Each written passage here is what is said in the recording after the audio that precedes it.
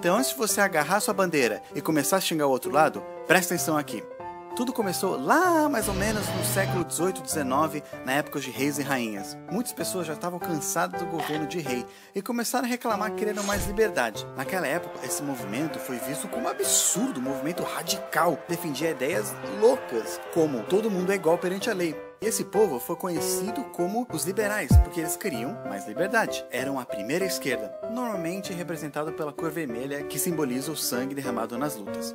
Já as pessoas que eram amigos do rei queriam deixar as coisas como estavam, porque sempre foi assim, tradições são melhores, e assim que as coisas sempre funcionaram, mais ou menos. Qualquer coisa diferente ia levar as nações num caos. Essas pessoas ficaram já conhecidas como os conservadores, aqueles que queriam conservar as tradições. O povo da direita, normalmente representado por azul, mas isso nunca foi muito certo. Com o tempo a gente sabe que a esquerda foi ganhando, o povo foi tendo mais voz. Reis e seus amigos foram sumindo, deixando de existir, até que hoje ninguém apoia rei. Bem, quase ninguém. Mas o tempo não para. Novas gerações foram surgindo, novas ideias foram vindo também, ideias ainda mais radicais e mais liberais que antes, criando um novo grupo ainda mais para a esquerda da linha.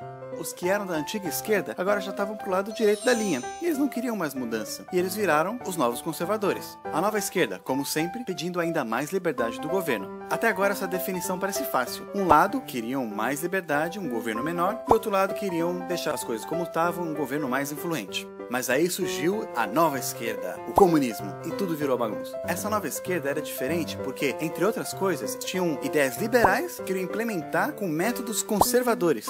Também achava que o governo tinha que ser grande e influente, assim como muitos conservadores naquela época achavam. E aí, com o tempo, outros grupos foram surgindo, de esquerda e de direita, cada um com sua bandeira diferente. Ficou mais difícil de começar a encaixar nessa linha, porque eles tinham ideias que vinham de pontos diferentes. Não fazia mais sentido essa linha. Dá pra ver isso hoje no Brasil. Não tem um partido que é bem de direita ou de esquerda, de acordo com essa linha. Todos os partidos têm ideias que são tiradas de partes diferentes. E essa polarização que tem hoje causa muita confusão em briga que não faz sentido. Tem solução para isso então? Tem sim. Ela não é perfeita, mas é melhor do que isso aqui. É só acrescentar mais uma linha vertical.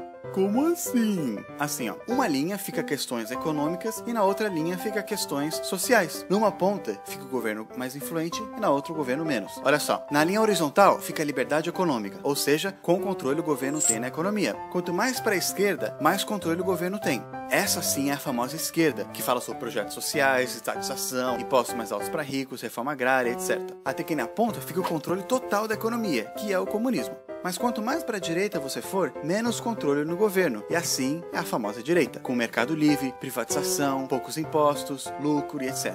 Na extrema ponta fica controle nenhum do governo na economia, que é o neoliberalismo. Quando você quer discutir sobre economia, desemprego, salário mínimo, inflação, impostos ou qualquer um desses assuntos, é nessa linha que você vai ficar. Já outros assuntos como liberdade de expressão, discriminação, homofobia, feminismo, aborto, legalização das drogas, liberdade religiosa e vários outros são parte da outra linha, da liberdade social. A liberdade social é quanto o governo controla as suas liberdades individuais. Quanto mais para cima da linha você vai, mais controle o governo tem na tua vida social, até que o topo é controle total. Quanto mais para baixo, menos controle do governo, até que na ponta controle nenhum.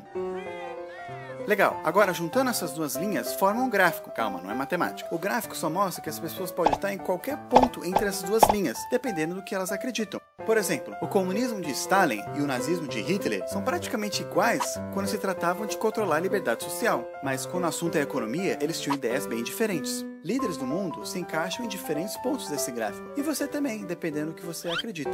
Se você quiser saber em que parte você está nesse gráfico, tem um site bom que ele testa e mostra o resultado, falando em que ponto você está. Eu coloquei um link na descrição embaixo se você quiser ver.